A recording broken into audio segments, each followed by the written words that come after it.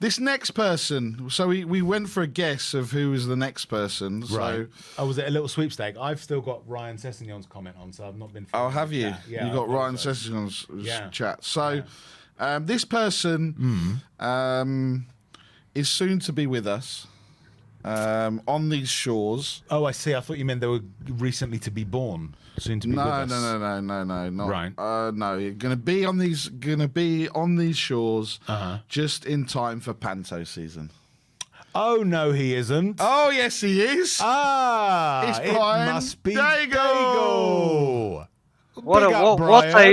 I'm loving these introductions. I'm loving these introductions. And fair play. What a Tottenham Hotspur doing things the hard way since 1882. My God, what a roller coaster! Is it since 1882? Is it really since 1882, or is there a different year that you had in mind for that difficulty to begin? Do you know what? I'm trying, and I'm seriously trying. I'm not going down that path today. I'm not doing that. Okay. But what I do want to say is thank you, Tottenham Hotspur, and thank you, Rodrigo Bentancur, because Monday is my wife's birthday. And we're doing stuff today and tomorrow, and I was in a foul mood at half time. I was like, whatever you had planned, forget it. Forget today. I'm going to bed, turning my phone off, come nowhere near me. But thankfully, to Rodrigo Bentancur and Tottenham Hotspur, sorry, who? It's all champagne, skittles, and Sorry, rainbows. Rodrigo. Oh, I can do it. See, I've been waiting for you to do this because this is where being Jewish and reading Hebrew is very, very good for this very moment. There you Rodrigo Bentancur. Oh, that was an extended. Okay, I mean, actually, version. Brian, you say it's a good thing, but maybe your good wife might not be happy that you're in a good mood. She might be thinking, "Oh, he's in a bad mood. I get time to myself." And now she's thinking, "I've got to spend time with him." That's right. No, do you know what? You've probably got a very, very good point. You've got a very good point there. She's like, "Come on, Bournemouth, come on." No, get another Bournemouth. Thank God. But it didn't happen. We pulled our asses out of the fire. We did. With 30 minutes, really. I mean, it was effectively just 30 minutes in which we played like a team that you would want to see us play like, right? Yeah, I mean, what we've got to try and establish here is why can't we do anything in the first half? In the second half, or we're 1-0 down or go 2-0 down, okay, let's play. But in the first half, we just look... I put a tweet out saying, I think we've signed Basuma's brother, as Jose once said. And I think that's what we're doing. We're coming out for the first half with 11 brothers, and then the second half, the real ones are coming out because it's night and day, isn't it? It really is. And in this instance, I think it wasn't even the second half that we started off like that. It was only after Bentancur came on that we actually seemed to show a little bit of bite. I mean, where is the steel? Where is the steel that every football club, every team needs to have? Why do we have enough? Has it been sold? Have we sold it to raise money, do you think? You're trying to get me to go there. I'm trying not to go there. I'm trying trying to get him to go there. I'm genuinely not. All I will say, you know what? This will shock some people and please some people, because you do know I will give credit where credit's due. So people, listen up.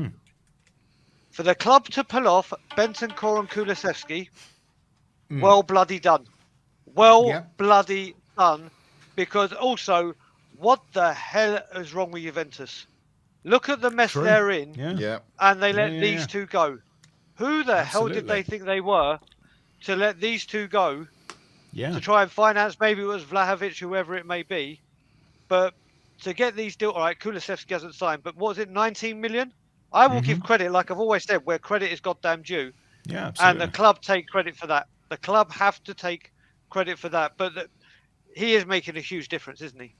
He is making a huge, huge difference. This month he has been outstanding, Bentancur. Absolutely immense. But this defence needs open heart surgery and quick. I mean, we've got Royale, who's gone from the no-look pass to volleying it outside of Bournemouth, and it's probably sitting in Bournemouth Pier or something. I think it's still in orbit. Well, if we get the naming rights for Google, we can look for that and Harry Kane's penalty from Eintracht Frankfurt. True, absolutely.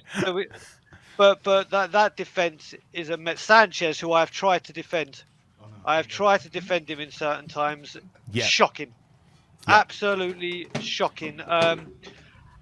And that are defense we needs open defending? Are we defending the indefensible by doing that? Is there any? I mean, look again. I keep saying it. We can't do anything about him right now. Nope. But if we could, should that really be the end of Davinson Sanchez? If there was, say, for instance, a way in which we could replace him with a different player right now, should that be the end of him? I've said this before. If we only went out this window, and I'm being serious here, and we only went and bought, for example, Skriniar. If that's the only player we bought in, but we spend the 50 million, whatever it takes, wisely, I will come back and say happy window. Yes, we need a creative midfielder. Yes, we need, if Spence goes out on loan, a right wing back, but we need that commanding defender. We need that rock hard Terminator, like the Nemanja Vidic, that will just sort everything out, because this can't happen. And we can see we can create. Look how many corners we had. Southern and Kane weren't at their best today, but we still had over 20 corners. God knows that we can attack. Yeah. But we can't defend at the moment. We got to remember that first half, we made Bournemouth look like Manchester City. Well, that's just it, isn't it? I mean, this defense is, and I get where you're coming from. You're essentially saying that we need an Iron Man. Basically. Yes, exactly. The exact phrase. Very good. Yeah. Romero isn't that. Romero's your beast. Okay. So he's the one that will be aggressive. He was the one that will think we need that Iron Man in the middle to basically be the rock that stops the last things. And so Romero can go off and be aggressive. And I actually think, I know a lot of people were critical of Longley today and against Sporting, but I think he's not been that bad. I think if we can keep Longley, get another sort of Iron Man in there, we've at least got 3 first pick defenders that make up a solid back three. Right now, the back three doesn't look like even a Premier League standard one, to my mind. What do you make of it?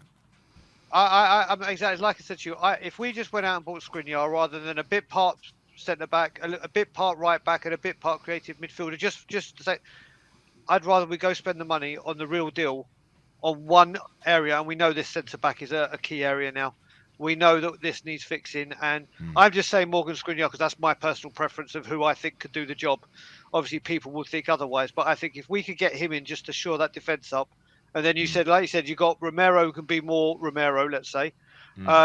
Longley has his passing if he's first choice. And that if you say Romero, Skriniar, Longley, that sounds better than Romero, Dyer, Davies, or Dyer, Longley. I think it changes the defence. I think we can be more expressive. But like I said, that second half, the fight, the determination, again, like Chelsea. Like Chelsea, we show we've got that fight. We can do it. But why can't we do it for 90 minutes? Absolutely, Brian. Again, Ryan Sessegnon was saying that when he knew he was to be substituted, he thought, I want to make my mark on this game.